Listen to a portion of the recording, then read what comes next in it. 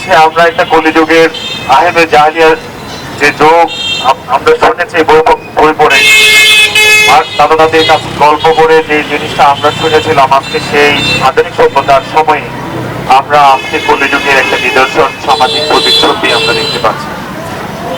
এটা অত্যন্ত হৃদয়ের বিদরতা নিয়ে বলতে হয়, অত্যন্ত দুঃখ ভারাক্রান্ত নিয়ে বলতে হয়। যেখানে আমরা মানুষ হব সেখানে আমরা জন্তু জানোয়ারের মতো প্রতিদিনই আমাদের পরিবর্তন রোধ করতেছে। আমাদের হিংস মানসিকতা, আমাদের যে চারদিকে পরিবেশ, আমরা এটাকে অনেক বেশি কঠিন করে তুলছি। আমাদের কর্মসূচি অন্যায়ের বিরুদ্ধে কথা বলা, সামাজিক আন্দোলন গড়ে তোলা। আমার মনে হয় যে আমরা সামাজিক আন্দোলনের কথাগুলো ভুলে গিয়েছি। এই কারণে দিন দিন অন্যায়ের মাত্রাটা অনেক বেশি বেড়ে যাচ্ছে। শুধু একটাই যাওয়া, আমরা যে যেখানে আছি, যে অবস্থানে থাকি না কেন, আমাদের যে অন্যায়গুলো হয় সাথে সাথে যেন সেটা প্রতিবাদ করি।